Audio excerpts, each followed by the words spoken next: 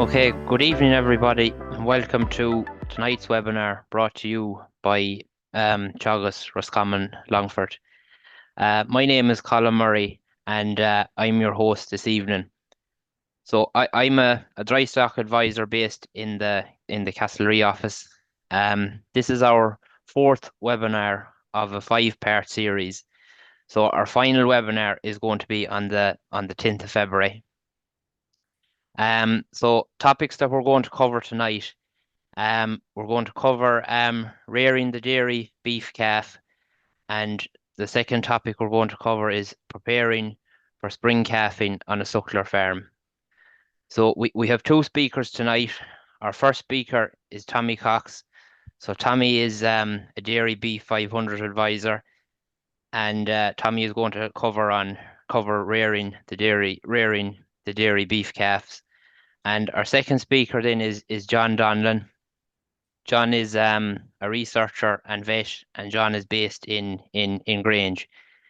And we're also Enda O'Hart is here with us as well tonight, and Enda is an organic advisor, and Enda is going to help out at answering some of the questions. So the webinar is going to be approximately 1 hour. So we're going to allow 20 minutes for each speaker, and about 10 minutes at the end for any questions. So this webinar is going to be recorded and it will be available on YouTube. So if any you want to search it after, if you search Teagasc Roscommon Longford, you'll find it on YouTube, and it'll also be available on social media. There'll be links there to view the webinar. So our first speaker is Tommy. So I suppose you can make a start there, Tommy. Now you can share your screen. Okay, so thanks very much, Colm. You can hear me there, yeah? Yeah, that's perfect. That's Tommy. lovely. Thanks very much. So as Colm says, Tommy Cox is my name. I'm a dairy beef 500 advisor, and I'm generally be covering the west and the northwest of the country. So look, what we're looking at here for the next 20 or so minutes is the calf rearing.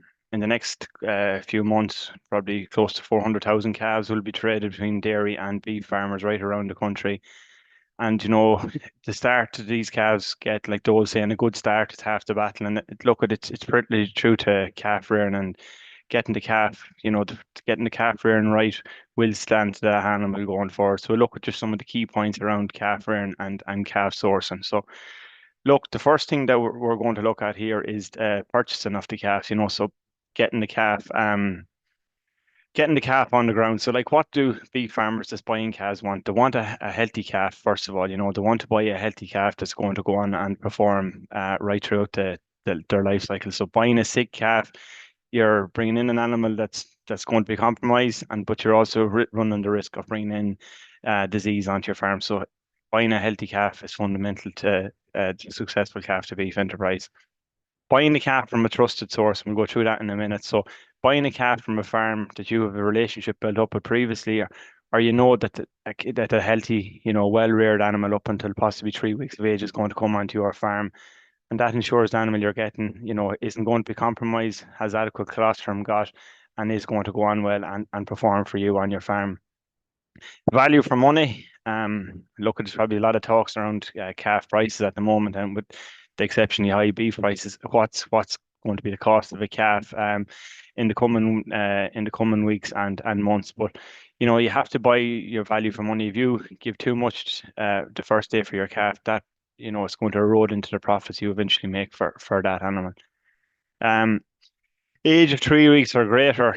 We're working with 15 demonstration farms right around the country, and the farmers we work with would be generally buying calves that's greater than 3 weeks of age. On average, the calf age that was 24 days that came onto the farms last year, and it's close to 2,000 calves being purchased across all the farms. So if a calf is 3 weeks of age, generally he's over that vulnerable stage. That first 3 weeks has become particularly vulnerable, especially to your scours, your rotavirus, your coronavirus, and even your cryptosporidium. If a calf gets over that 3 weeks, to become less vulnerable to the likes of them diseases. An animal that won't disappoint at slaughter, and that's crucially important. An animal with the genetic potential to perform well, go on and put on a good live weight gain from when you get them until you slaughter them, and then when you do slaughter them, that they will perform well. There's a lot of negative publicity about dairy bred beef carcasses, you know, especially maybe early maturing carcasses coming in very light and coming in lighter than factory specifications. And this is something that you don't want as a farmer, especially when the time will come again when the beef supply won't be as tight. And then knowing genetics, you know, knowing what the sire and knowing the dam type the calf is coming from, you know. If you're buying calves, especially early maturing or continental bred calves, it's hugely important, you know, to look at the sire, see what sort of carcass traits that bull has, and see, you know, get that information prior to buying your calf. So essentially, what you want as a beef farmer, you want, you know, to buy a good healthy calf, you know, 3 weeks of age, similar to in the picture, and then that'll go on eventually and become you know, a good beef animal.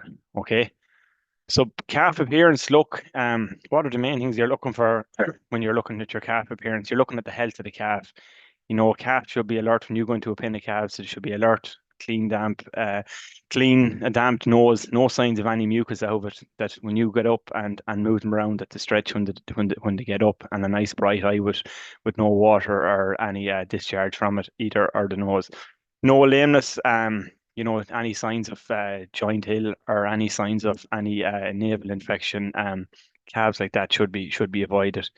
The navel cord should be dry and withered and shriveled. You know, that'll indicate that a disinfectant was used post calving, and that shows good hygiene on the farmer's behalf. It shows good management, and generally, you know, it's best practice, and it'll reduce the risk of a calf developing a navel infection.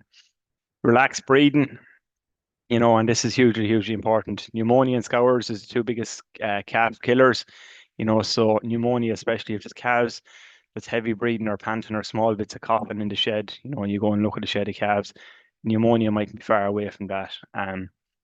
Any calves in with visible signs of disease, you know, they should be avoided. You know, most dry stock farmers now, they're working off farm and bringing in a calf, you know, that's number one. Maybe you're going to have to spend a bit of time to get them right, or maybe number two, that they're going to, you know, that they're going to bring in disease onto your farm. It can be extremely costly, and it creates a lot less extra workload for the farmer. Okay, so there's what you're looking for in a calf, you know, a nice alert calf, you know, standing up, stretching, and a small bit of forage out of their mouth. Similar as well, all them calves are up and they're relatively alert. If you are buying the calves, you will be looking at the calf in the background, you know, to see what sort of movement when you do enter the pen. You know, a nice calf with that the navel was treated and it's nice and dry and swell healed up post calving. You know, calves with visible signs of diarrhea, or calves, you know, that on their backside there might be the hair loss, previous signs of diarrhea. You know, they should be avoided. Okay, so the calf source, where you're getting your calf. If you're buying directly off farms, you know, it's a good job to go and visit that farm, you know, because the calf spent his first 2 to 3 weeks of their life on the farm. You know, if there's any diseases or illness on that farm, you need to know about prior to making a purchase. Okay, so the source wherever you buy your calf will greatly increase the risk, you know, of the diseases.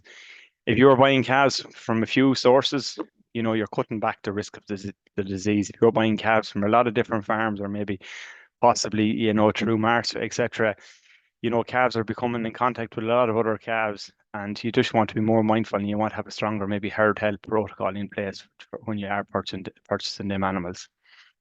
Gather as much information, as I said, about the herd status or the farm of origin pre making your purchase. Any problems on the farm, such as scour, pneumonia, IBR, that's all information that you need to know. And then the sire identity, and we will touch on this again at a slightly later stage in the presentation. It's beneficial to visit the farm of birth, as I said, you know, to see what's actually happening on the farm, what type of cow type has they, what type of hygiene, what type of standards are the cows being reared to.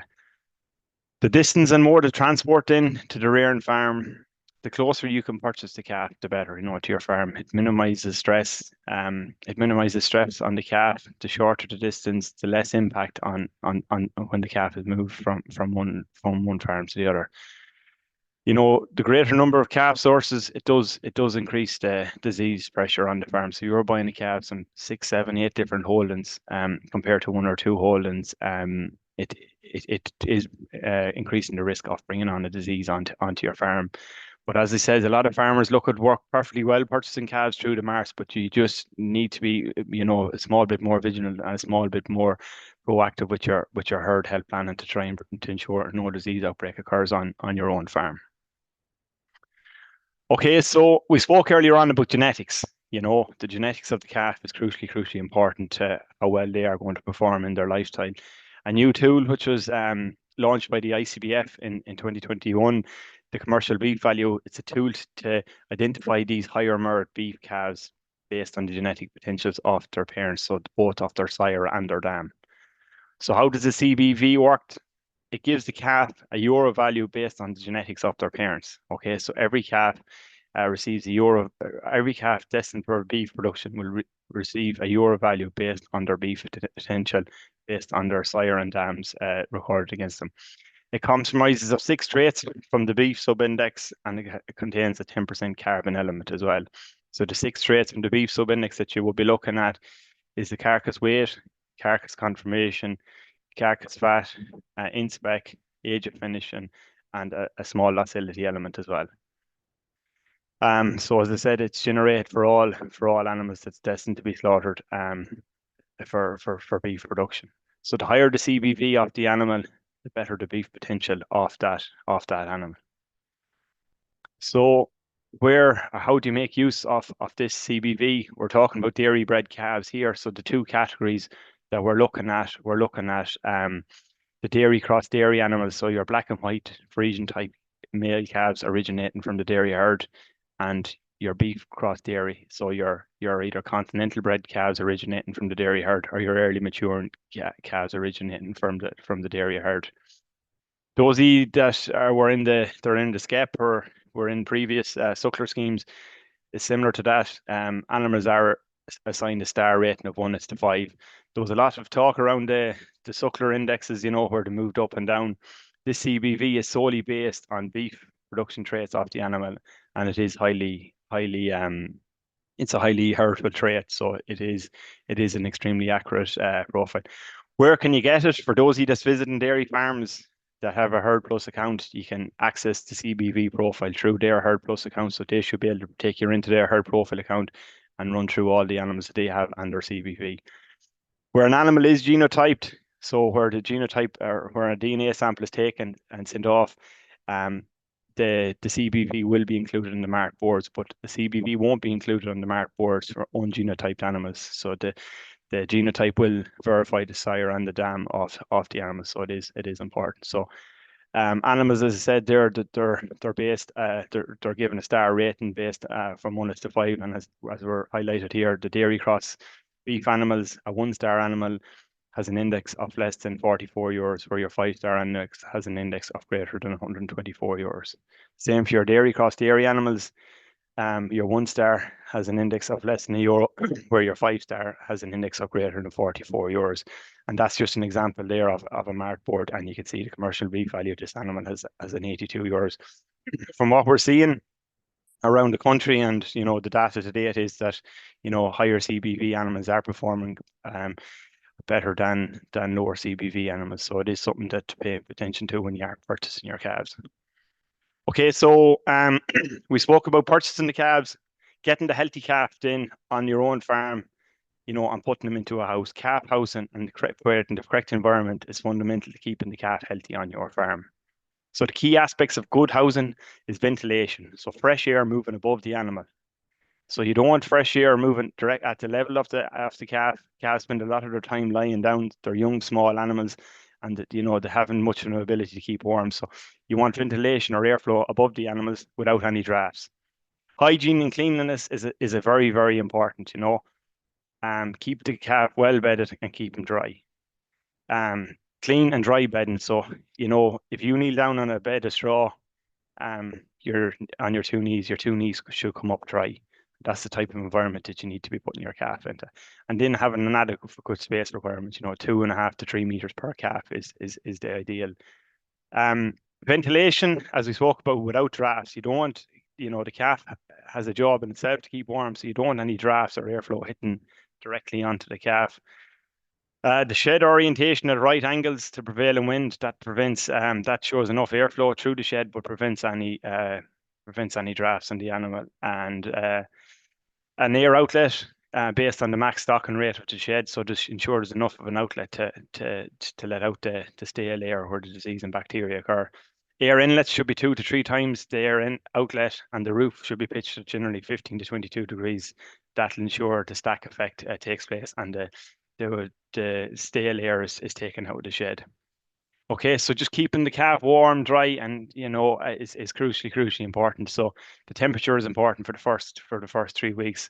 Bedding, and more bedding is probably the message from today. The sheds are as they are now, so you're not going to be able to change much with them as regards shedding, but using enough adequate bedding and maybe improving the airflow of the shed is something that you could do in the coming weeks and months. So just feeding the calf then, it's hugely important getting the nutrition right of the calf, getting weight onto the calf. There's no more efficient animal than a young animal to put on weight. They'll respond to whatever feeding they get. So feed enough milk replacer to support growth rates during the pre-weaning phase. Okay, so typically up until the calf is 5 weeks of age or 35 days, your 6 litres is fed twice daily to the calf, okay, until they're at least 35 days. The quantity of milk replacer can be reduced after this, provided the calf is starting to eat meal. You have to try and introduce concentrates, and this develops the rumen of the calf. So how do you make the powder? To make the powder or a litre of mix, you're talking about, 12.5% solid. So 125 grams of powder to 875 milliliters of water. That makes up your litre of solution. Okay, so 12.5%, 125 grams of powder and 875 ml of water. Your target live weight gain is 0.7 to 0.8 of a kilo a day during that first 10 weeks when the calf is on the farm. Young animals, as I said earlier on, they will convert weight efficiently, and you're feeding to grow the animal, grow the calf. Weight gains depends on the quality and the quantity of milk consumed, but generally, that 6 litres is the target of what you're given. So the first 400 grams of powder that you're feeding is fed to maintain the calf. What you feed after that grows the calf.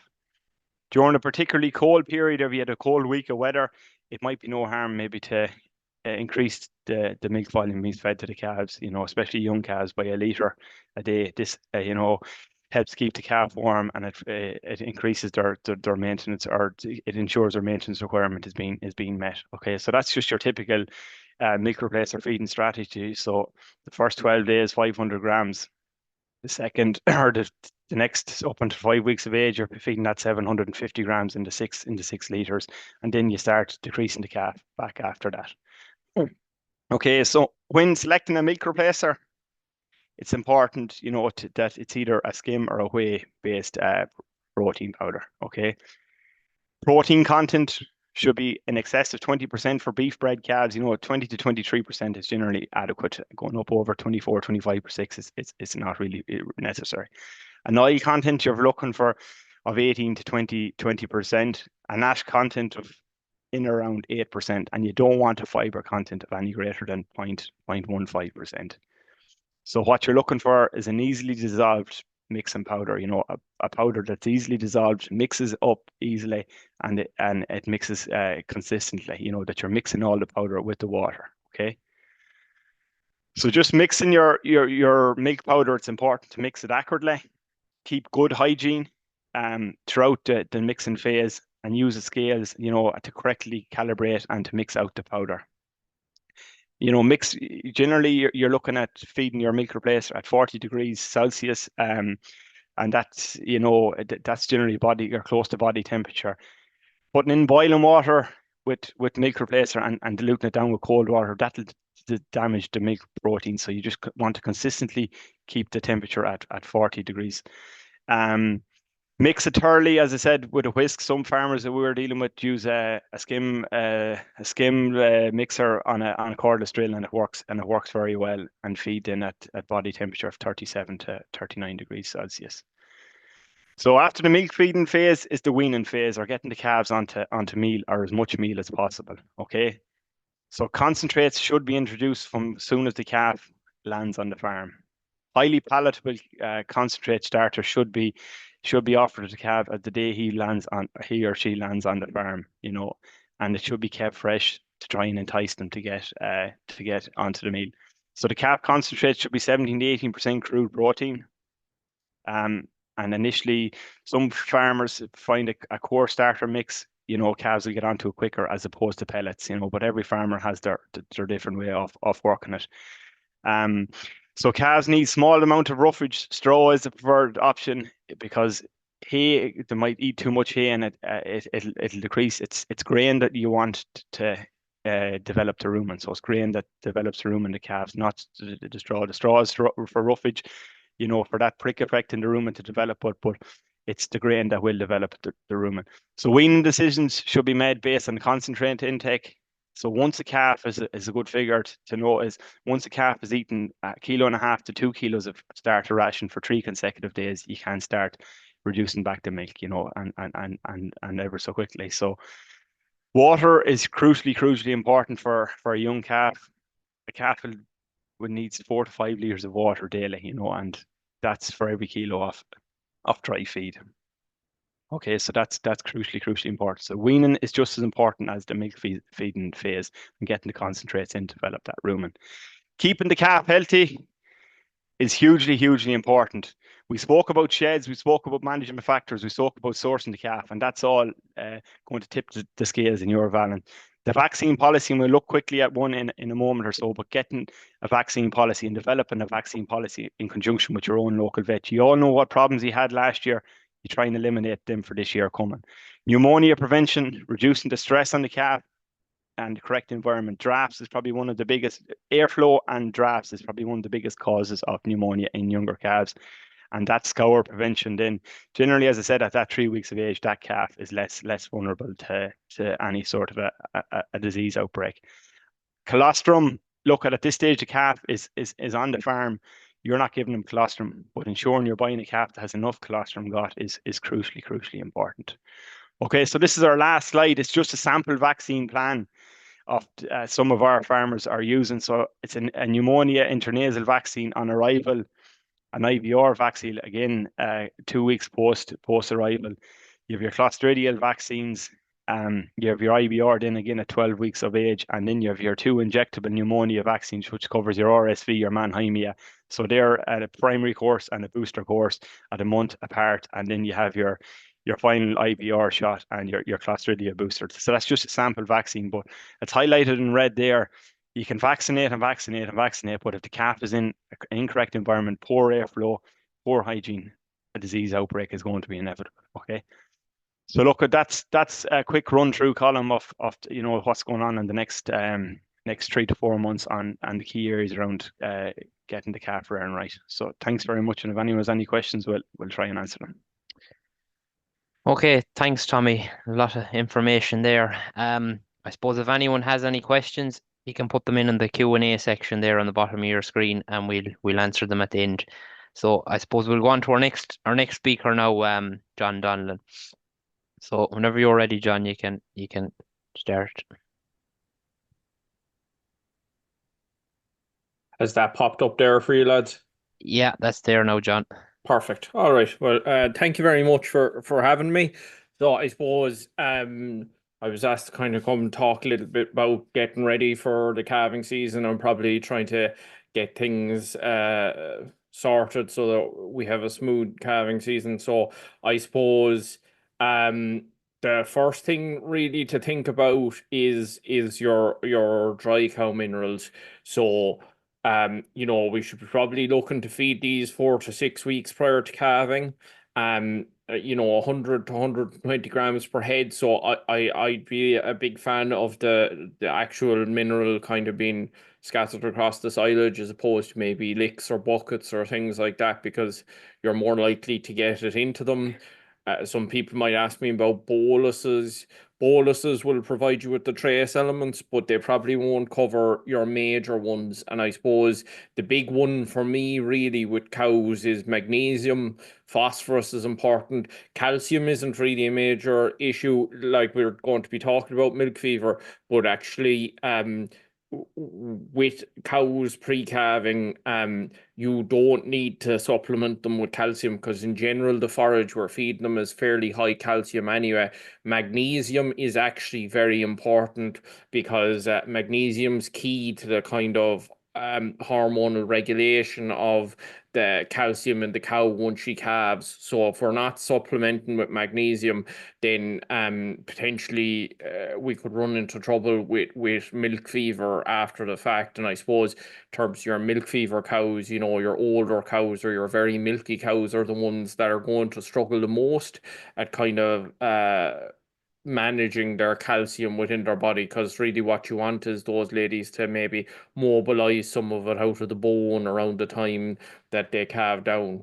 And then I suppose in terms of your trace elements, look, there's loads of them, and your dry cow minerals should have all of these in them. But the ones that I'm most concerned with in a dry cow mineral myself anyway is copper, selenium, and iodine. Because I suppose copper, selenium, iodine, copper and selenium in particular, and vitamin E are associated with the immune system. They're associated with kind of the inflammatory processes, and if we don't have those right, you could end up in a situation where cows retain in the membranes, or maybe we don't get a calf that's going to thrive for us as well. Iodine is obviously another one that would be very important for the thrive of calves as well. So and look, if we're not supplementing those things, we're potentially going to get a lower quality colostrum out of the cow once she calves down. And just like a dairy calf, a beef calf still needs very good quality colostrum to kind of get it through that early stage of life, and to try and get on top of it. And as we start to talk about, vaccinating potentially for some of the scour pathogens, colostrum will come back again. So we should be really working towards producing very good quality colostrum from the kind of time that we've 4 to 6 weeks out at the very least. And then, if you come back to me and you say, I've had a lot of cows that have taken a long time to calve, or maybe I've had cows and they've kind of taken a while, what that can often end up being is that they're maybe not so low on calcium that they're showing true clinical signs of milk fever, but they can be what we call subclinical. And those ladies are the ladies that will take a long time to calve. I remember calving a cow one day, and she went down on us, and we said, it was a funny one because the calf came out like, basically pulled the calf out by hand. There was very little pressure involved. It was a very straightforward calving, and she was an older cow. And I said, she's a lady that could use some calcium now. And within an hour, she was standing. So a good example of maybe a lady that just needed the calcium after calving because she was probably old. This was a lady that calved late on the year. She had got no pre-calving minerals because she was out the field. So a very good example of that. And I suppose the other thing that, we'd always want to avoid, because it'll probably have a knock-on effect on our trying to get cows back in calf, is retained fetal membranes. So things like iodine and copper and selenium and vitamin E will, if they're low, you're at a higher risk of getting retained fetal membranes. In terms of body condition, look, I'm not a nutritionist by any means, but I've certainly calved a few cows that could have been a bit on the over-conditioned side. So look, it is a kind of a Goldilocks zone that we're aiming for of 3. We don't want our cows, like, you know, some lads might try and keep cows thin when they're calving them if they've had a lot of trouble over the years. But those thin ladies, you're going to run into trouble trying to get them back in calf after you know, you calve them down, and potentially they won't produce as good colostrum and other issues. So really, we want to be trying to, you know, obviously looking at our silage quality, figuring out how much like of an allocation these ladies need, and kind of trying to hit that body condition score of 3 kind of on the head. And if we're doing that, we hopefully shouldn't have too much of that intrapelvic fat that would actually kind of constrict the birth canal and make it more difficult for the cow to calve. And then I suppose one of the questions I get asked quite a lot is what about nighttime feeding? You know, is there evidence for that, or is there evidence that if we change when we feed the cows that there might be less of them calving at night?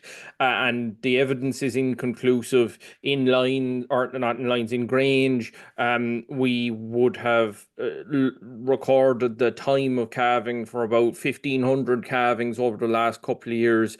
And Bernie Early, one of the other researchers, one of her students has looked at this, and there's a fairly even distribution of calvings across the time of day. So it would seem like feeding doesn't necessarily affect it that much. My main thing would be that like if you're ending up with a situation where cows haven't got feed in front of them for a period of time during the day, and then you're feeding them at night, and there's kind of you know, a bit of aggression around the feed barrier or something, that we want to avoid those sorts of things where we could end up with animals getting hurt or things like that. In terms of vaccination, because I suppose like depending on when you're calving down now, it may be too late for some people if we're starting to calve in the next week. But there are calf scour vaccines there, and there's a new one on the market as well. So the one that has been, or the ones that have been on the market for a long time, are the rotacorona and E. coli ones. So there's a couple of different ones on the market that will cover those, and all of those just require 1 dose, and generally you give that 1 dose between 12 and 3 weeks prior to calving. So good to have calving kind of data, to have the cows scanned and know when they're roughly going to calve down, so that we're not giving it too early or too late. And then if you had a previous problem with salmonella on the farm, you could consider vaccinating with the salmonella vaccine, but that would only be in situations where there was a pre-existing problem and you'd consult your vet. The new one that's on the market is this Bovilis cryptum, which is an MSD product, which is the first vaccine for Cryptosporidium, which is one of the top kind of causes. So the 2 top causes of scour in calves, be they suckler or any calves really, are rotavirus and crypto. So we now have vaccines for both of them. And if you've previously had problems with crypto on your farms, then more than likely you've been given something like a halafuginone. Their trade name would be something like Halacure or something like that. This vaccine, you know, potentially, if it works, I haven't seen any farms implement it yet. I haven't gotten any feedback, so I can't say for sure. But if it does provide similar levels, it'll at least reduce the workload around the springtime for lads, because the Halacure type products, you would have had to give calves that every day for the first 7 days of life, where this, it does involve 2 doses, 28 days apart, that have to be at least 3 weeks prior to calving. That's the first course. Once a cow has gotten the 2 doses, every year after that, she'll only need 1 dose to re-prime her. But it does mean that there's a bit more of an upfront investment in comparison to your more traditional rotacorona vaccines that have been out there. I suppose the key thing with all of these is, if we're vaccinating the cows with one of these products, or possibly multiples of these products, the colostrum, not only is it now very important, as it always has been, but you've probably spent quite a bit of money on vaccinating these cows, and really you're only going to get the payback out of that money if you're going and making sure that these calves are sucking these cows. You're not, if you're just leaving the calves, and assuming that they're going to suck the cows within the first 2 hours of life, you're potentially not getting the value for money out of those vaccines. With suckler cows, it's not too much of a worry like the calf is going to be with the cow. But with the dairy boys, I suppose the likes of this one are only effective if the transition milk and things get fed to the calves. That's not really going to be an issue for us, because obviously our calves are still going to be on the cows the whole time. Sorry, no, I don't have to jumping ahead of myself there. I suppose the other pre-calving vaccination would be, depending on when you're doing your vaccination in the herd, is the IBR vaccination. So recent work from AHI, as part of the suckler welfare scheme, they estimate that about 50% of Irish suckler herds have IBR, or are infected with IBR, and about 22% of the animals that were tested as part of that scheme tested positive. So look, there's if you have the results of that scheme, there's potential there that some farms, if they have very low levels of infection, could try and eradicate it out of the farm by culling the infected cows. But my main thing is that around calving time, when we have close cow-calf contact and things, we're going to have a very stressed cow, and stress is key to the cow shedding IBR virus, because basically what happens is, once an animal is infected with the IBR virus, they might show the clinical signs for the first week after infection, where they'll have a cough and maybe nasal discharge, or what it really affects is the windpipe. So it really causes the cow's windpipe to go kind of red raw, and that's the really bad part of the infection. But I suppose once a cow gets over that, the virus will stay dormant inside, and it'll kind of hide in the nerves of her head, and stay dormant there and wait till there's a spike in the stress hormones, and then it'll take that as an opportunity to kind of recur. And then when it starts to recur, the cow will start to shed it again. And that's right around the time that she's going to be calving down. And that's right around the time that she'll start, having being quite close to her calf as well. So if we vaccinate in the run up to, or when we are around housing, then we'll have a high level of protection for those animals around the calving time, and we'll probably reduce the level of shedding of those animals that are already infected, and hopefully reduce the risk of calves getting it from their mothers, basically, while they're inside. So in terms of, I suppose they're the two big vaccines that I'd be most concerned about in the run up to calving. And then I suppose in terms of the calving process itself, like one of the big things for the calving process that I always think is just to be prepared, to have your stuff ready to go, to know where everything is, so that if something goes wrong, and we'll talk about what to look out for in the next few slides, that we can kind of jump into action and get things sorted. So I suppose the big thing for me, a great tool for farmers, is the calving camera, because you'll be able to monitor the cow without necessarily disturbing her. And we'll talk about the stages of calving and why disturbing and stressing a cow might be a bad thing. And it just reduces the amount of labor that you're having to put in during the calving season. And let's be honest, you're probably running on less sleep than would be ideal. In terms of calving the cow herself, long gloves are essential. Yes, we've gotten rid of brucellosis out of the country. That has been eradicated, and that would have been the big thing people were worried about calving cows. But there still are other bugs that you can pick up from calving a cow if you're calving without, long gloves or a calving gown. So some long gloves, essential. Lube is going to be a good friend of you if you have a hard calving. If I have any sort of a calving where I feel that there's a bit of kind of tension, or there's, it's a tight squeeze, lube will improve the ability of the calf to come through the pelvis without tearing the cow. So, big drum of lube is always very useful to have on the farm, so that you can apply it quite liberally around the shoulders of the calf and any other pinch points. Making sure your calving jack is in good working order is very important. And then having a clean bucket of warm water is very important for me anyway, in terms of, look, you have your calving ropes, you'll put them into the bucket of warm water before you put them on, loosen them up nicely, and then multiple sets of calving ropes, I think it is always great, because, look, if you have multiple sets, you can afford to leave one set to be kind of soaking in maybe disinfectant or something like that, and you can have another set that are dry and clean and ready to go.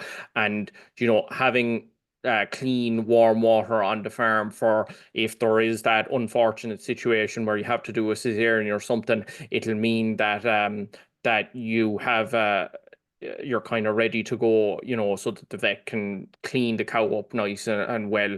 Because a well done cesarean at the end of the day is probably a better option than a very hard calving. I've had some questions about tests like this in recent times. So these are passive transfer testing. They're interesting, but I wouldn't be saying that they're much use on farms, really. They're something that maybe vets might use.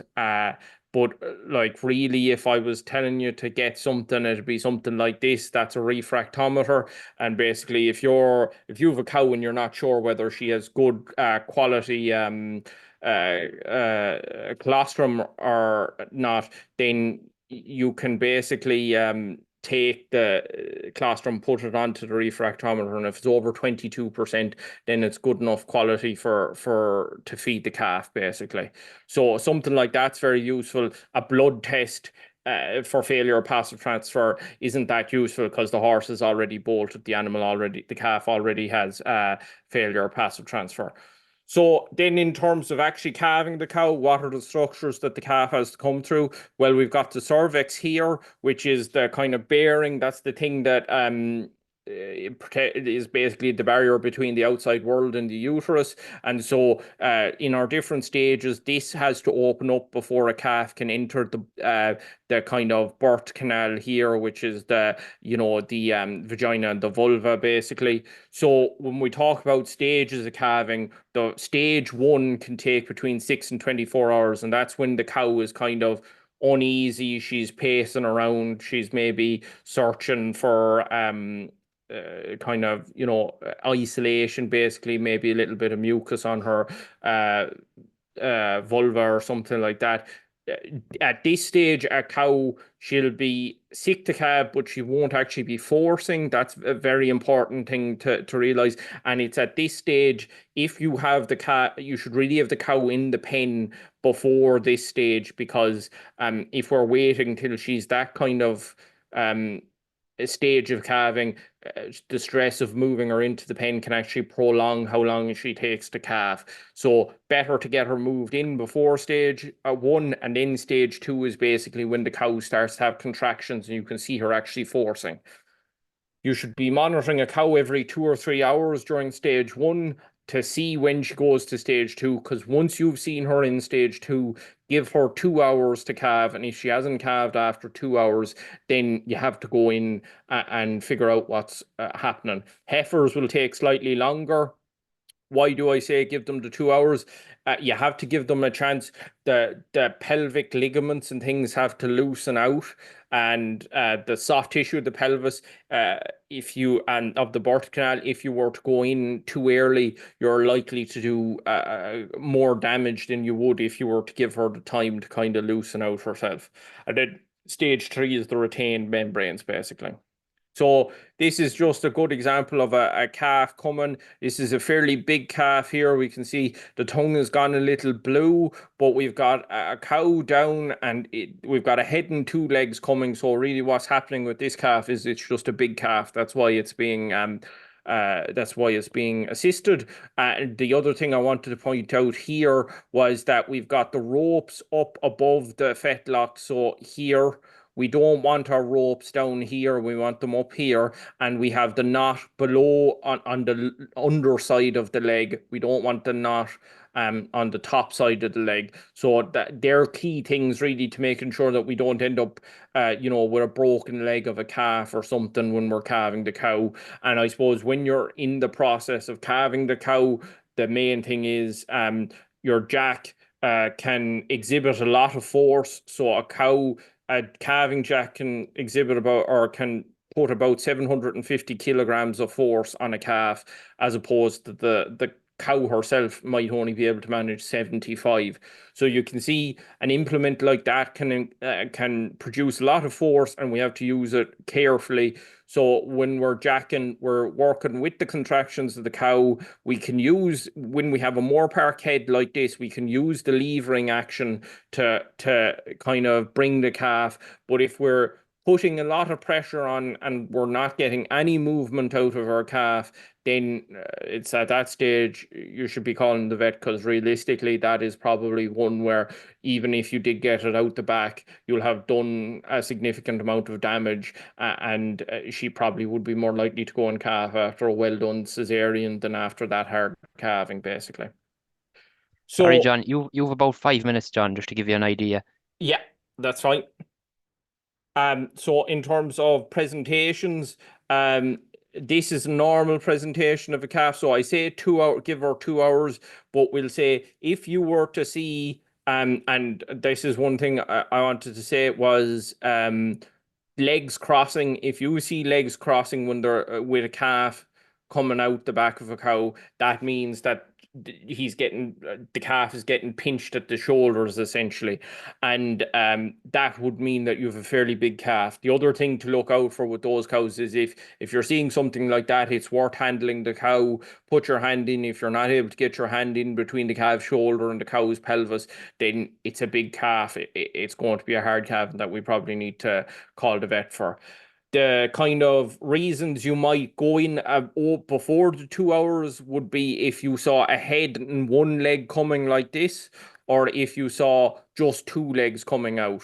If you saw something like that, you'd handle the cow before the 2 hours is up, because the calf is in a malposition. And the other one would obviously be if you saw a back leg, or the cow was forcing and putting a lot of force behind it and making absolutely no progress. You're seeing nothing happening there. Then it's worth handling the cow at least at that stage, because potentially what you could have is you could have just an arse coming with the 2 back legs kind of down. She could have a uterine torsion or something like that. So it's worth handling the cow and figuring that out. And then that's kind of the main things in terms of calving the cow. Really, once you have the calf out, obviously you're going to making sure it gets its feed colostrum, and then you make sure that the navel gets dipped straight away, basically. And then I suppose the last thing for me was just, I've mentioned it a couple of times, retained membranes. That's basically when the cotyledons fail to separate from the wall of the uterus, and they kind of hang out of the back of the cow. Wouldn't be that big of an issue with our sucklers, but I suppose we will get situations where if you had a cow that has a particularly hard calving, or we have imbalances with the calcium or trace elements, that that she might hold on to the cleanings. And my main thing is really with these ones, just leave them alone unless the cow is sick with it. If the cow is off feed, or if you take her temperature and she's a temperature greater than 39.2 degrees, she potentially is systematically involved. So the bacteria of that have infected the uterus have gotten into her bloodstream and started to kind of cause more generalized infection. And at that stage, that cow would warrant treatment. But don't go trying to pull membranes out of cows or anything like that, because often they'll tear. You don't know what's left behind inside the cow. You're better off just letting it kind of release itself and come out of the cow. And trying to wash out cows and things like that probably isn't very beneficial for the cow. So that's me. Thank you very much. I suppose if there's any questions, more than happy to answer them. Okay, thanks, John. Lots of information there. I'll just hand it over to Enda now. See, is there any questions there for the two speakers? Okay, thanks, Colm. Yeah, good evening, everybody. So look, I might just direct the first question towards Tommy there. Look, I suppose in terms of having a vaccination plan in place there, if you don't have one in place, are you invariably going to land yourself in trouble in terms of diseases on those calves? You probably are. Just Yeah, look, that yeah, the vaccine plan, I suppose it's a good option, but the incorrect environment, if the shed, if there's poor ventilation in the shed, if there's drafts hitting the shed, pneumonia is going to be inevitable no matter what vaccines you do. Like, it's an insurance policy, a vaccine plan to add to a good environment to try and prevent disease onset in a calf, and it does aid. But I suppose it's back to your own local situation. We have some farmers that wouldn't be maybe vaccinating, that the environment the calves are in, that they're getting away well with it, and there's no need for a load of other calves that need to vaccinate because there's previous disease issues on the farm. So again, back to the sources, if you're buying a healthy calf from a good source as well, it'll prevent the need to maybe go all out on the vaccine side of the thing. Thanks, Tommy. Just another question there. Like, do you feel there's any scope there to shorten the length of time that milk replacer is fed there? Because obviously it's a big cost in the system there. Is there any scope to kind of to shorten that length of time? Definitely is. Look at for the first 5 weeks, you wouldn't be recommending to cut the milk replacer. You would be recommending to feed the 6 liters, 125 grams, 700, or you definitely would be recommending that. But after that, if you get the calves up onto concentrates, with some farmers cutting back to once a day feeding post that, with some farmers cutting back to twice a day and dropping the volume of milk replacer and keeping the concentration the same. But there is scope, provided the calf is getting the energy from somewhere else, and that energy is the form of concentrates. Just in terms of meal there, just when should you start to introduce the meal to the calves, and how long should they be offered that meal in the first year? Should they get right through the year, or is there a length of time they should get it? Yeah, so look, that's I suppose it's a good question. When should a meal be offered calves? As soon as it gets off the trailer nearly, as soon as they're put into the calf pen, fresh concentrates should be offered. And it's important to keep that palate, that fresh palatable concentrates fresh for the calf, so that refusal is taken away every couple of days, that that the meal is kept fully fresh for the calves, enticing to get them to eat it. That's the start of what we want from our animals is that we're trying to produce a ruminant animal. So an animal that will go out to graze grass and put on weight gain from graze grass. So you're trying to develop that rumen with meal. In the west of Ireland, in Roscommon, Longford, higher levels of rainfall, when do you cut out the concentrates? Look, we would have some farmers that might take out the concentrates for maybe the month of July and August, that some of their stronger calves, but their weaker calves or lighter calves, I think feeding that kilo concentrates right throughout the summer is money well spent. As I said earlier on, you won't put weight gain on. You won't put a weight gain any more efficiently onto a smaller animal. So for every kilo concentrates you give, but it's a great way to manage the calf as well. I know it's a lot of labour, but it's a great way of herding the cattle as well. That kilo concentrates, and I think it is money well spent, especially cold weather with a very cold summer last year. So, and then it also can, minimize the risk of potential issues such as summer scour syndrome, in calves where they're fed too lush of grass. Just one other question there, Tommy. Just automatic milk replacer feeders there. Is there any positive and negatives about them? And I suppose what number of calves would you need to have on the ground to sort of justify one buying them as such? Yeah, look, there's lots of positives to them. The labour being the big one, so it takes a lot of the work around mixing milk replacer, you know, and feeding of the calf. It's streamlined, you know, the calf on most programs are fed 4 times a day, you know, so the calf, it's similar to sucking the cow. He goes and gets his milk replacer at that, and it gives you time to, you know, focus on other aspects of the calf rearing. How many calves would you need to justify them? Look, there's milk replacer or milk feeders out there probably from 5,000 to 10, 12,000, you know, so there is a variance in the costs of them, but most of the feeders, you know, can feed, say, 40, 50 calves, is maybe 60 at a push. You need a shed set up to, you know, to install a milk or to install an automatic feeder, and that's probably the first thing you need to look at, the facilities you have in place and see. But the labour, I suppose, is the benefit. One thing we do see probably as a slight negative to the automatic feeders is some of the feeding programs. You know, it's tailored towards higher volumes of milk, and it can be sometimes difficult to get calves onto concentrates on an automatic feeder as opposed to your regular milk bar, you know. So that's probably one of the big disadvantages of it. But it is a lot of a cost, you know, but I suppose it's a lifetime job. There is running costs to it as well. They need to be kept running for the full year, so that's another cost to the system. I suppose the last question there, Tommy, like at what age there would you think calves should go to grass, like, and be let outdoors and such? At what age would be a safe age to start to start them out? So look, it depends. Look, when the calf is born, but you definitely be keeping the calf in at least 12 weeks of age, and they're, you know, consuming that 1.5 kilos to 2 kilos of concentrates.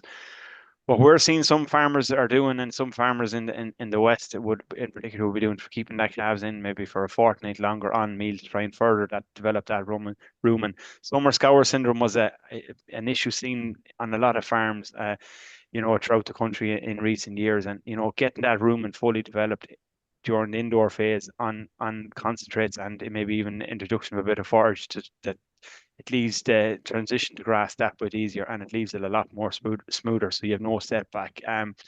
With that early calf, you know, that early sort of February calf, there's no reason why they wouldn't get to grass in May or in early May, early to late May, depending on the weather. Okay, thanks very much, Tommy. Right. Thanks. I might just ask John to answer these questions here. So look, I see the first question that's in there. Are vaccines recommended for rotavirus and cryptosporidium, or will cows fed with good quality silage and vitamins and concentrates be a more effective option to try and reduce historic scours on farm there? So I suppose, look, like we'd recommend feeding the cows good quality, you know, silage, and making sure that they're getting their dry cow minerals and everything. Anyway, if you have previous history of those diseases on the farm, then look, I think it is probably recommended. The crypto vaccine is only new on the market, so I have no personal experience with it as of yet. But from a point of view of labor and things on farm, even the 2 doses, there's a lot less labor in giving cows 2 injections than there is in catching every calf every day for the first 7 days of its life. In my opinion, anyway, I haven't given a lot of halifudinone over the years.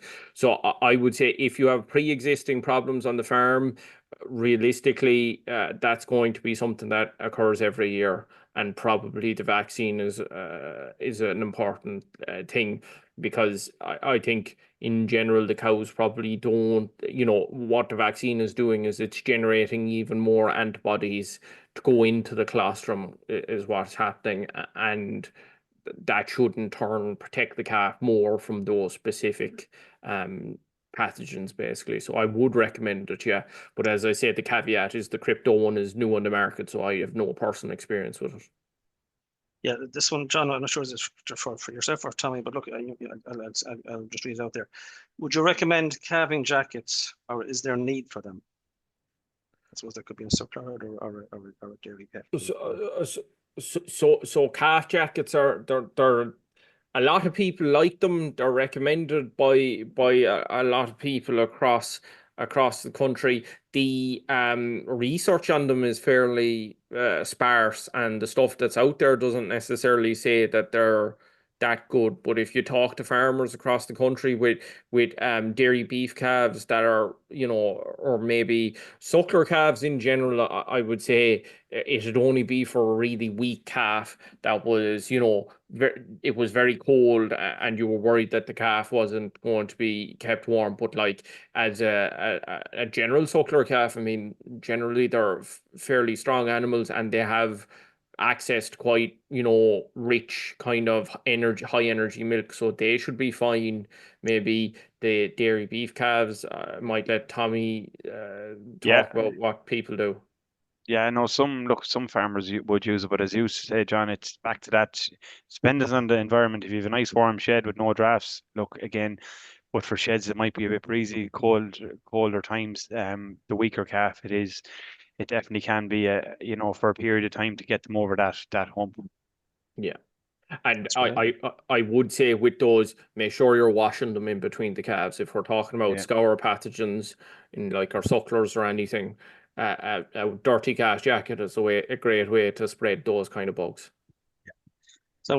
So John, the next question there is, what do you think probably is the most important factor to get right, you know, when you're preparing for your calving? What's the most important factor you would think is I think it's probably like trying to get the nutrition right to begin with, you know, getting the body condition score of the cows right and getting those pre-calving minerals in, because like if we're managing that, we're kind of knocking out quite a number of the potential calving troubles. You know, you're maybe poor calving because of lack of calcium or something like that, or, you know, hard calving because the cow's over fat. So like trying to get that nutrition element nailed down is a great place to start, I think. 100%. Yeah. Just another question there. Look, if a farmer doesn't feed the pre-calf or minerals, is he really good? Is that a really big problem? Probably not that. A lot of farmers out there that are not feeding it. So what, just comment on that for a minute there. Yeah, like I would recommend people do feed the pre-calving mineral. I think in general there are deficiencies in the forages that we're feeding, you know. So something like a pre-calf, and I think John Mee from Moore Park would have done some work years ago in the dairy herd that would have shown quite like that he was associated with perinatal mortality, I think, or maybe just disease around calving in the cow. So, you know, there's some evidence there in Ireland, at least, maybe in the dairy herd, but it makes sense that it would come across to the suckler herd as well, that feeding a pre-calving mineral is very beneficial. Just one other question there. Just in terms of the new crypto vaccine there, I suppose, when would you use it? When should it be used in a herd? So in terms of, I would, which farms or what time? Yeah, which farms should use it? Should every farmer use it, or just the farms that have a known problem as such? Farms that have a known problem, I would be fairly confident in saying they should give it, or they, you know, they'd be the ones I'd recommend to give it a go. If you haven't had a problem, I wouldn't necessarily be running out to tell you to give it, because I don't necessarily believe in kind of shopping lists of vaccines for farms, because they drive up costs and handling of animals and everything. So look, if you've had healthy calves the entire time, you know, potentially you don't have crypto on the farm. The only caveat to all of that is obviously biosecurity. So if you have a farm that has very good calf health and everything, and you want to keep it that way, you're as well off trying to avoid buying in animals, because there is the potential that you'll buy in a problem like that from a you know, another herd basically, or something like that. This is the last question now, John, here I would ask you. Look, I suppose, should all farmers, suckler farmers there, be vaccinated and so for scours and IVR across the board? Yeah, so I would say, like, if you have a problem with scours, I would certainly consider vaccinating. If you don't have a problem with it, then I would just try and maintain good hygiene, good animal health, you know, make sure your cows are nice and happy and healthy going into the calving period. And like it still doesn't, it's not we should still be trying to maintain our colostrum kind of management, making sure that those calves are sucking those cows within the first 2 hours, making sure we're happy that those cows have a good amount of colostrum for those calves, you know, kind of getting that sort of stuff right is probably vital. But I wouldn't necessarily be telling you to go away and vaccinate your cows unless you've had that problem previously. Okay, thanks, John. That's all the questions that we've got in. All right. So I'll just pass it back to Colm there. Okay, I'll just thank the two lads for the presentations and thank Enda for the questions, and I suppose thank all the listeners that tuned in. The next webinar, which is the final webinar, is the 10th of February, and James Kelly will be doing a section on that, on, I suppose, reducing lamb mortality, and Seamus Fagan then from the regional vet lab, there'll be a kind of update, I suppose, on the lab, on what maybe problems are coming in. The other thing then I want to mention is this day week, the 27th of January, there's a meeting in Boyle, in St. Joseph's Hall in Boyle at 8 o'clock, and there's a speaker coming in from MSD to talk about vaccinations, and there'll be a talk on, I suppose, suckler cows running up to calving, and there'll also be a talk on I suppose some of the changes in the, I suppose, slurry spreading dates and or the slurry spreading and fertilizer regulations, and there'll also be a bit on nutrient management plans. So Jerry Craig and Alan O'Brien are doing that meeting on the 27th of January in Boyle at 8 o'clock, and Kevin McGarry will also be talking a bit about nutrient management plans. And there'll also be a meeting then on the 4th of February to cover some of them changes in regulations regarding fertilizer and slurry, and that's going to be in the Teagasc office in Castlerea here on the 4th of February. So that's all for tonight. I just want to thank the speakers and thank everyone that tuned in. Well, that's it.